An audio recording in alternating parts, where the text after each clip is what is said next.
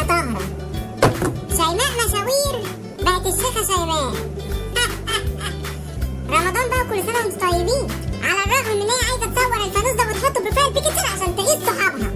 واللي ألعب من كده ايه؟ اللي تيجي تقولك حبيبي أنا جعانة قوي، أنا عطشانة قوي، ولو فكرت تقول لها ما تسحرتيش فول ليه امبارح تقولك فول؟ أنا آكل فول؟ أنا مش عارفة انتوا بتاكلوه ازاي؟ وبالنسبة للي كان واخد طبق الفول رايح جاي ام كرول امبارح يا اعتماد كان مين؟ ولا اللي تيجي تكلمها وتقولك حبيبي مش هقدر اكلمك قبل الفطار، خلاص يا روحي. أول ما الأذان يبدأ هكلمك عشان أفطر على صوتك. أهي دي كائنات متسحرة بيض الديناصور، ولا الكائن البيض إحباطي اللي يقولك صايم ولا زي كل سنة. العيب مش عليك ولا على أمك، العيب على ستك. لو كانت ربت أمك كانت أمك ربتك يا مجنون. ولا العيل اللي عايش في دور الدكتور ويقولك اعمل كده عشان أعرف أنت صايم ولا لأ، طلع لي لسانك عشان أعرف أنت صايم ولا لأ.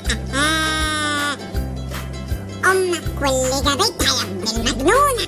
يا فاطر رمضان يا فاتر دينك، والقطة السوداء هتحطك من ولا الجدول اللي متعلق في كل بيت، النهارده عند خالتك، بكرة عند ستك، بكرة عند عمتك. ولما تروح عند خالتك وترحب بيك أحسن ترحيب وتقولك تعالى يا ابني والنبي ساعدني في نقل الحاجة على السفرة.